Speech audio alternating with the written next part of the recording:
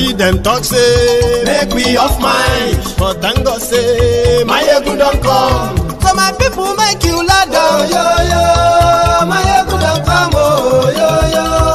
My people make we shout. Oh, yo, yo. Maiyegun don't come. Oh, yo, yo. I want to open this conversation tonight by taking us through this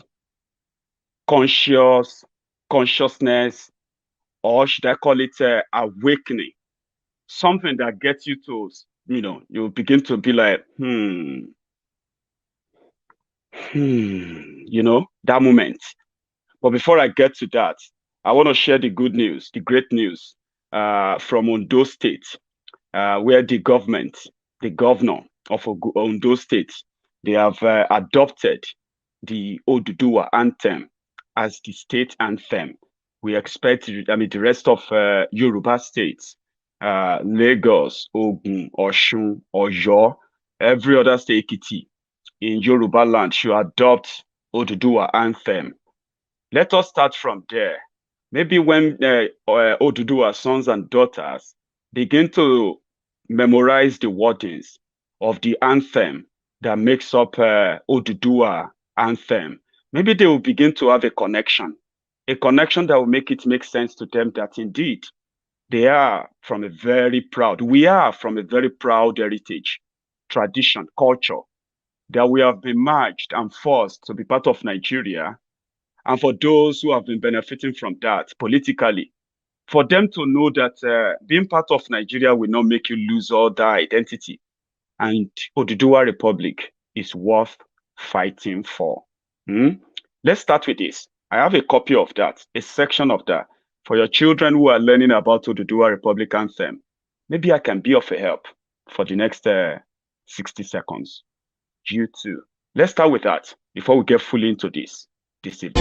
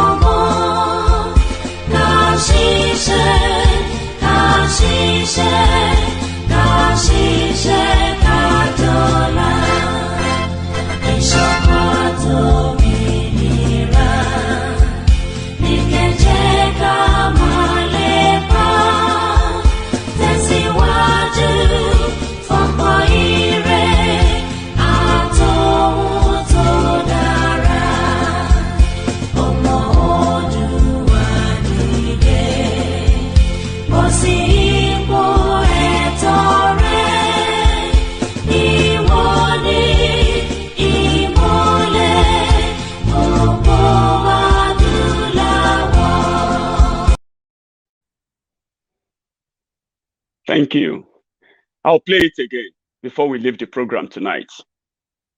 It's just to tell you that if we leave behind all the manipulations, the religious manipulations, so many or every other deceit, lies told us by those we can categorize as our progenitors, whatever arrangement, whatever calculation, whatever agreement they agreed to in Nigeria, I don't think one of them should be that we should subject ourselves to the whim and caprices of the invaders, the killers of our own people, turning our own people to refugees in neighboring countries. In a million years, no Yoruba son or daughter would imagine that a day will come, no war, no nothing, that our own people will become refugees in neighboring countries. And here we are. Buhari just gave the order that the military in Nigeria should shoot aside whoever they see with AK-47 in any part of Nigeria. Sounds good, but it's empty. I'll tell you more about that. Seyi Makinde, the governor of Oyo State, is currently working so seriously to return those who left the forest of Ibarapa, ran away into the forest of Kwara. Yeah, they are there and the people of Kwara said they don't want them, if the government is not going to profile them, identify them, let us know them. The government of Kwara has no plan for them. To avoid clashes with them, right? He called on Seyi Makinde, the same man whose state is the theater of war that is ravaging and about to envelop Yoruba land sooner or later. It all started from Ibarapa, where people have been subjected to long time psychological trauma of those that invaded their lands that they could not fight, because whenever they did try to fight, they ended up being punished by the government that failed to protect them in the first place. To start with, let me take you a bit step back, please. Do you believe in God? I want to read your comments. I want to read 3-4 comments before I say what I'm going to say next. Do you believe in God as an individual? Please, this is not to judge you. The reason why I'm asking is this. Growing up in Nigeria, you see the psychological manipulation of millions of people was not done by the politicians only. It was like a collective collaboration from those who either knew not what they were doing or they knew what they were doing, but they didn't know what would be the end result of that. In this modern day and time, you are still going to meet somebody that is going to tell you that it is God that chooses leaders. That is why I ask you, do you believe in God? Nigeria is a country that will make you question God. It will make you question your faith, because Nigeria is a fraudulent contraption that continue to give nothing but misery to those who keep using faith as a survival tool in what Nigeria is doing to them. God. They say God. So do you believe in God? Has Nigeria made you question your God? And for how many times? Here is another part. Whenever they want you never to question the way you are being governed or ruled or whatever. I mean, you want to know what is going on. Why is your country in such a mess? How come that it's so difficult to build a country that is all encompassing and united? You have been asking yourselves, they have been doing everything they said. Yes, they have prayed. Then they told you, while we are growing up, they told us, they made us believe that it was God that make leaders. Then when I grow up, when I become an adult, I felt like, wait, if God, the real God, the most powerful, the most yet, the most, give it a name. Yeah, give. The real God shouldn't hate people so bad. So bad. These people pray, they fast, they give everything for God to show mercy. But God hates them so much that He continues to give them vampires, vipers, bloodsuckers, soulless human beings that will lie straight to your face, even when He's already signed your death warrant. Lie straight to your face that everything is going to be fine. Like, how could God hate people so bad? They continue to give them terrible human beings as their leaders. Then I realized that, oh, that is going to be a kind of a religious blasphemy. If you look at the Islamic religion and you look at Christianity, let's respect that, please. And you look at what God says to them. You possibly follows one Christian or a Muslim. In what part of that teaching did God say He is going to give you terrible leaders as a sign of His love for you? Nowhere. Let's even use that template of religion now. They lied to us. They lied to our own parents. They lied to their own children, which are our own parents. And unfortunately, you and me, many of us are towing that path too. So this is what they achieved. They achieved a lot using that God to calm you down. First, they made you believe that there's nothing impossible for God to do. Nothing. So by so doing, it means that you just need to ask. And before you can get it, you need to connect. All this brainwashing kept us kind of underdeveloped mentally. Many of us. So whatever we were supposed to do as humans, we were forced to think, to imagine, and give it to imaginary God to do it for us, since we have been made to believe that He can do anything, including He can take care of bad leaders. He can change the minds of incompetent criminals, opportunists who have no idea, who have no business. They have no idea about governance. They have no business in government.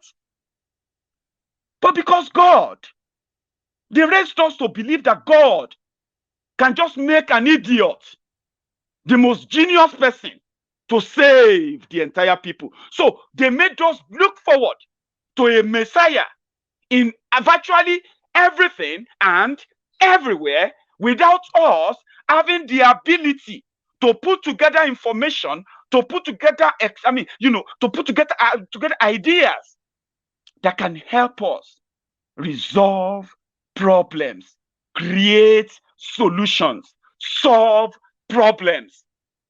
Did you see that?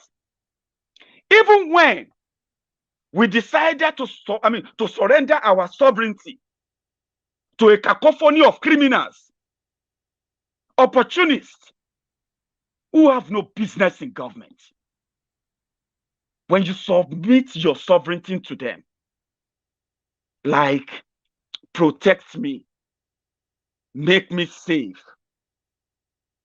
provide education for my children, provide health care for the citizens, protect us, most importantly. That is the sovereignty you submitted to charlatans, bunch of rogues who have proved again and again and again that they have no business in government. But how did they get there? Because God nominates leader. If God says yes, nobody can say no. A lazy mentality that has made you submit your own critical thinking faculty to a supreme being that you are now questioning God, why? You didn't vote for God. You will never vote for God. Your ways and His way, even in your own religious books, are completely different.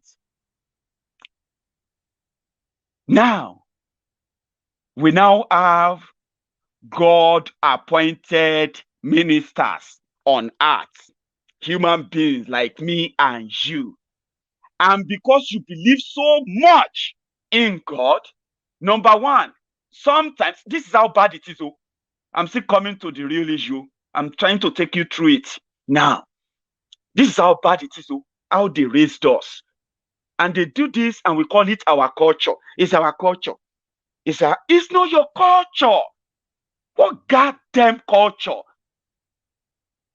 will make you a slave in your own country? What kind of culture, what kind of tribe, what kind of upbringing? Have you questioned that? Have you? Many haven't. And the reason why we have to question it is because it is a wrong mentality that was embedded in us. They indoctrinated us. Do you get that? They indoctrinated us. They molded us into all this kind of stupid, unimpressive, imaginary thinkings. Like God can do a miracle and you have 24 hours electricity. God can do a miracle, right? That your hospitals will begin to, you can go to hospitals and even without doctors touching you, you can just regain consciousness. You can just regain your full consciousness because a miracle happens. Because there are people who have appointed themselves as the spokesperson for that your imaginary God now. And this is the job they are doing.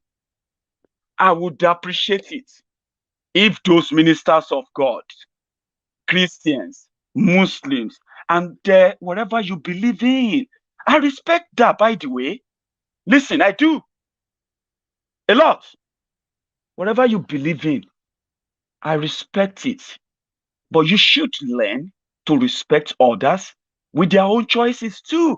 That is also very important. But look at it this way. When you look at Nigeria and you put Nigeria there on the table and you begin to analyze or you begin to dissect it, you begin to put everything like piece by piece away, you will see the charade. The pastors are there to calm you down, give you hope, make you believe that even when you have bad leaders with bad policies, criminals with looting mentalities, the consequences will be on them alone. Their job is to calm you. Because if you go out there and question the politicians, yeah, one day you are going to question the pastors too. You know why the pastors need to calm you down?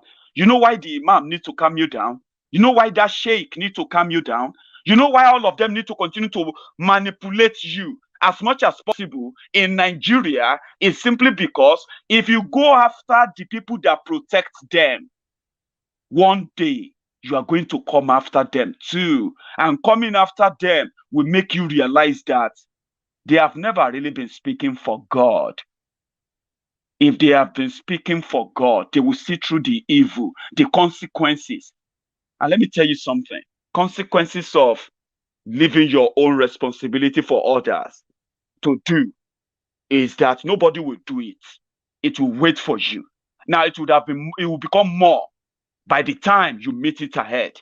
When they tell you to pray it away, ask them, pray what away? Do you have to pray for Boko Haram to stop kidnapping?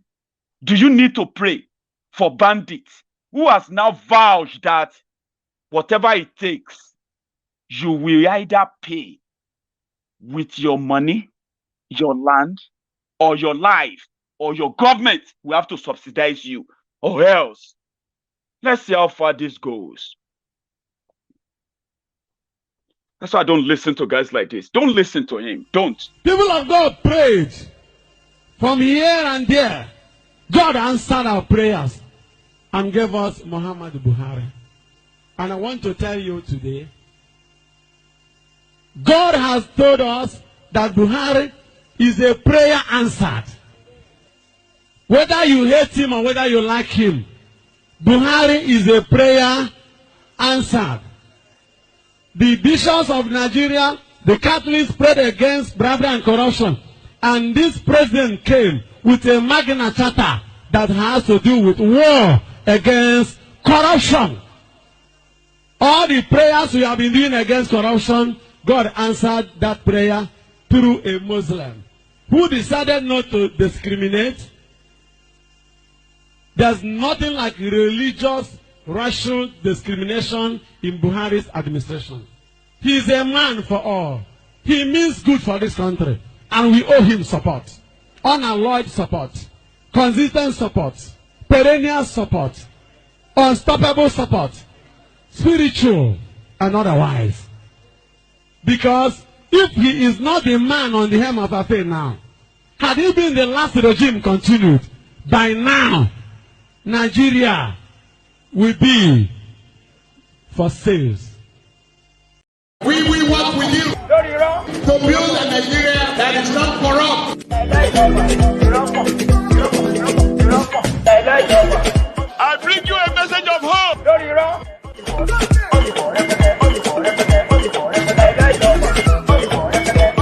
We are going to spend a lot of resources on education. Lori Rock. So I am now talking to you now that if you are watching Maiyegun's Diary Politico and you enjoy the analysis very well, I implore you, please do not view this point from religious angle. Do not view this from any of your own religious doctrine, because doing so, the manipulation the manipulation will creep in, and you will never possibly make an informed decision. They did it to all of us. Some of us today no longer believe in those teachings. We want to separate. Let us separate religion from politics. Politics rules our lives.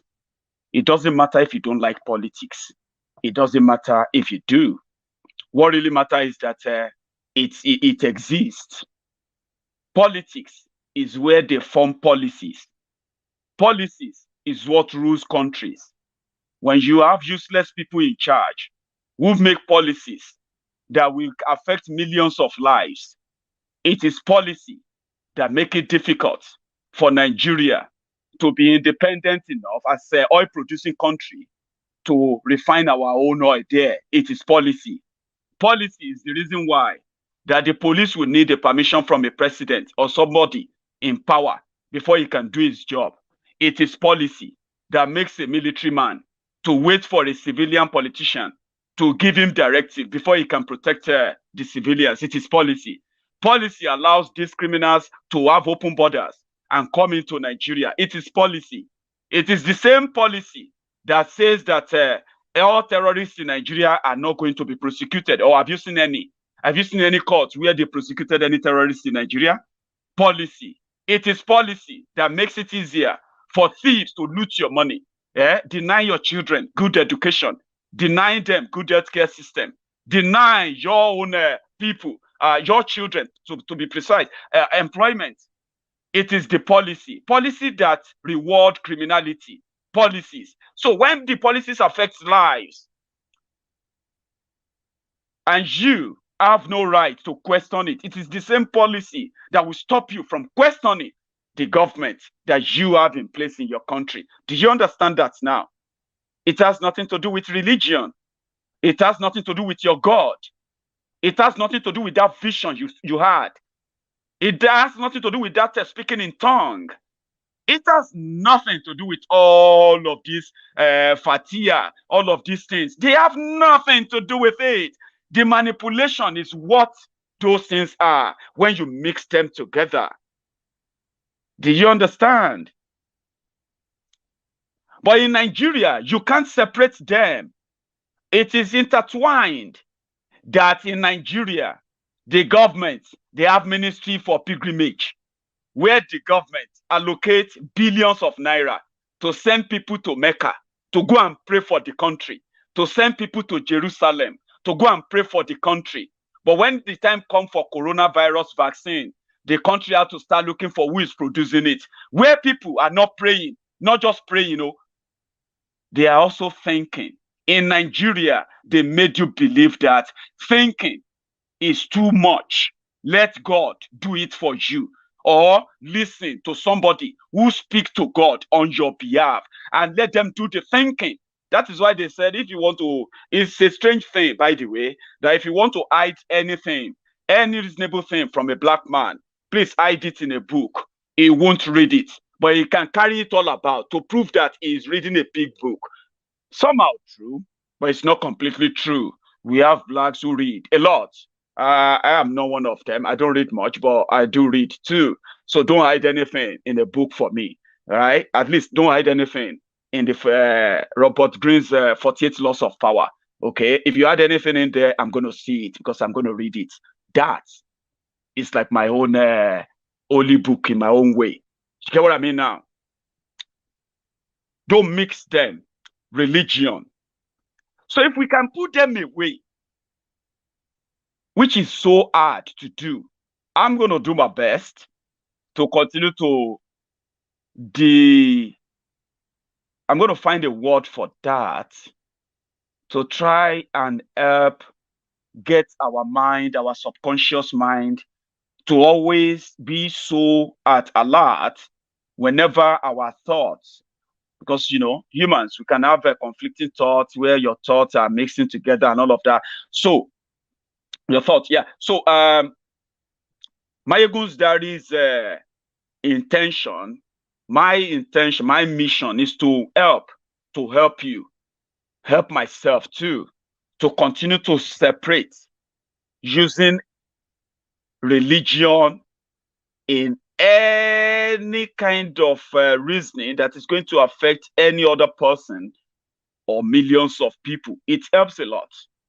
You don't bring God into it. When Fulani herdsmen continue to kill our people in Yoruba land, no, you don't bring God into that only. Praying is good. Please continue to pray. But at the same time, thinking right will actually help you realize that it is either whatever Nigeria agreed to with Yoruba. I wasn't there. You weren't there.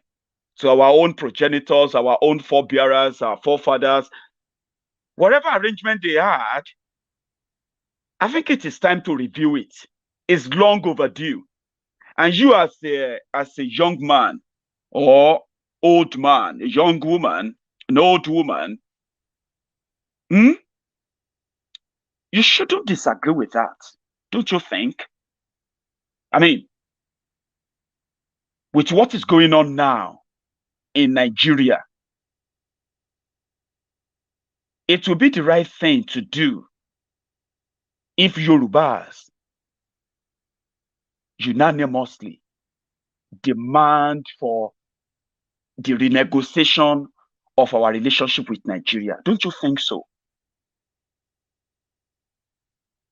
I'll tell you why. It has come to be a permanent feature now that we all have to agree that Nigeria is irredeemable. An effort to do that, Aegis Limited, that's something there. I'm gonna pop that up. What do you mean? YouTube has started to censor our free speech. I think we are fine. We should be, in my own opinion, okay? However, we are also not violating any of their community or standard rule, okay? We are good. I am also very much aware of that, okay? But we are good. Subscribe to Maiyegun's Diary Politico. Set your notification. If you don't set a notification, you won't receive notification whenever Maiyegun is live. If you don't, that's why you should. You need to sign into your own Google account. I think Gmail account. You need to have a Gmail account to be able to sign in and subscribe. Yeah, do that. Thank you so much, by the way. We crossed 31,000 earlier today. So thank you so much, everyone. So I don't think we are doing anything to be censored, but just to allay your fear, okay? We are good and we will be good. Yeah, thank you. However, You can also monitor this on diasporaradiointernational.com. You can, you can put that on your own browser now. Okay, you will be able to listen to Maiyegun's diary videos. Sorry, my videos in audio format. Okay, because it's online radio for Diaspora Radio International. So yeah, I think we will be fine. We're not, disturbed. It has come to the stage whereby if protecting Yorubas, protecting ourselves, let me say it this way, protecting Yoruba has come with conditions from the federal government of Nigeria. Won't you agree that whatever is called the unity of Nigeria should be negotiated? It should be renegotiated and now. Like my brothers and sisters, my own brethren are also asking, would it be out of place for you to begin to feel like Oduduwa's son, Oduduwa's daughter? Would it be out of place for you to begin to make your own children feel more connected to that your roots, that they are doing everything to detach you from? Is it going to be out of place? I don't think so, and you will know why. Nigeria can no longer guarantee the safety. The Nigerian military, the Nigerian police can no longer guarantee the safety of the Yorubas in Yoruba land. And it is spreading. Our situation has gotten to a stage whereby our people are now refugees in another country.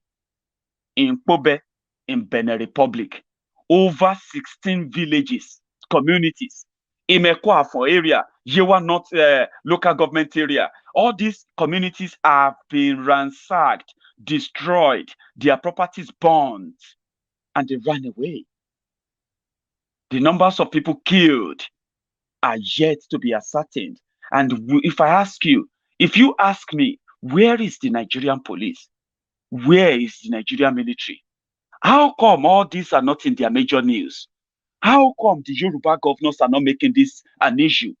How come everybody is trying to play it down, using every means to suppress it? These are questions that requires answers. And when answers are not provided,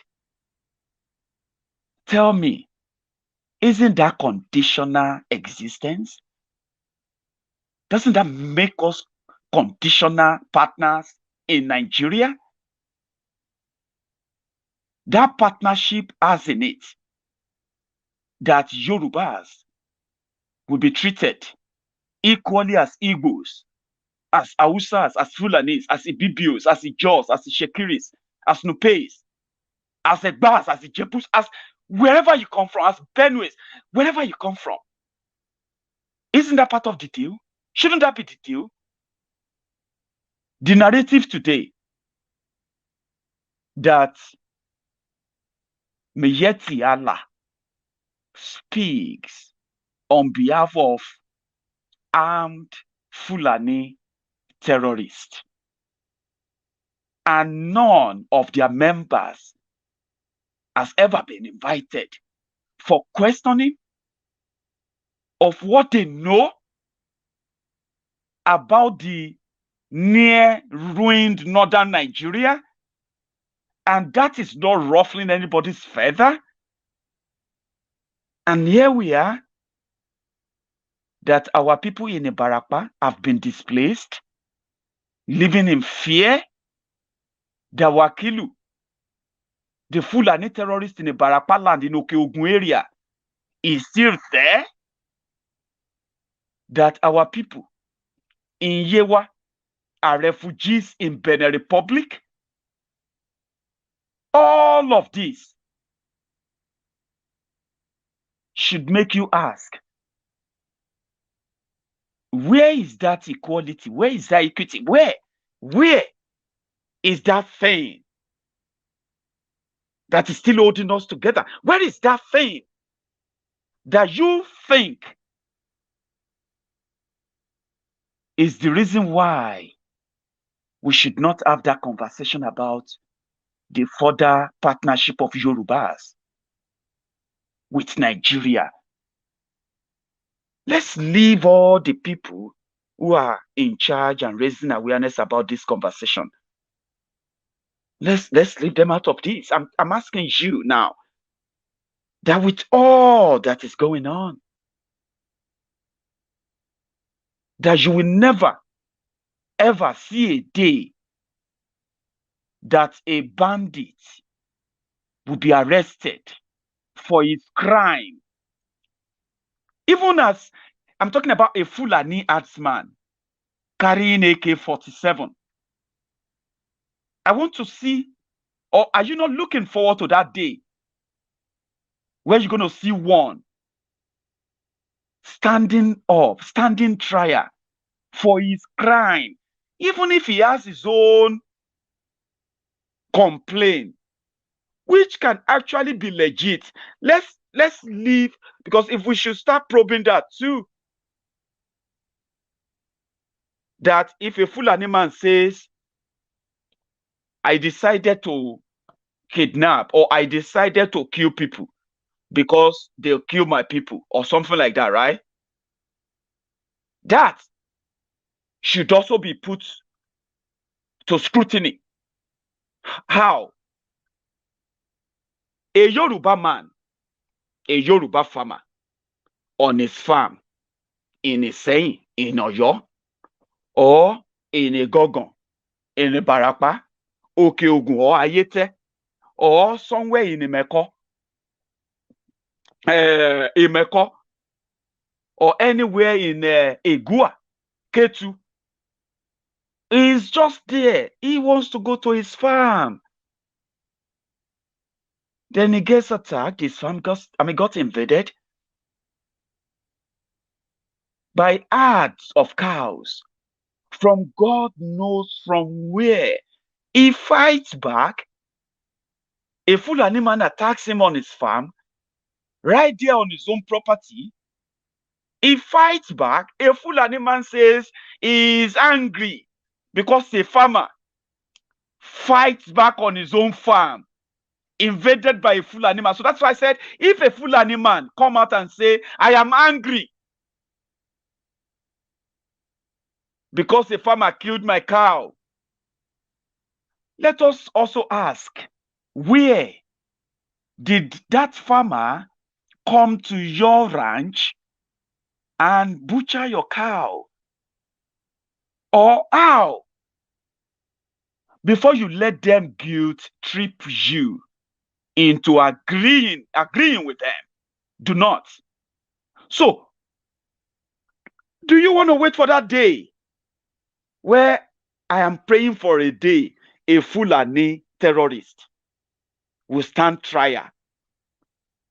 And ask yourself, how many people will have to die before you see that day? When it is obvious, very obvious, that number one, Yoruba land is already under invasion, under attack. No gainsaying, no sugarcoating. Do you get that now? The people attacking Yoruba land are the Fulani armed terrorists. That is also a statement of fact. A statement came out today that Buhari has ordered shooter sites on anyone, listen to that, anyone seen with AK-47. He didn't say any Fulani terrorist or any bandit or any Boko Haram. He said anyone. It is a coded message. Nigerian army, they will not shoot a Fulani man holding AK-47. They are going to negotiate with him. They are going to pay him ransom. They are going to give him amnesty. You as a Yoruba man, when you saw that news today, Buhari said, shoot aside anyone seen with AK-47. Who is anyone? Who is carrying AK-47? Have you asked yourself that question? I mean, I'm talking to you now from this open-minded perspective. I hope you are using the same thing with me. If you are not, well, I'm going to try again until we get that your mind reformatted so that you can think straight. And then you can begin to make a well-informed and reformed decisions. Anyone seen with AK-47 must be shot. Shoot aside. Who is anyone? Anyone is you. Anyone is me. Anyone is Emeka. Anyone is Adeola. Anyone is Babajide. Anyone is, I'm sorry if I don't get to know much names from our brothers from the Middle Belt. Anyone but Usman. Do you get that? Shoot anyone at sight but Usman, but Muhammad, but Jafaru. Do you get that? But Shehu, but Gumi, but do you get that?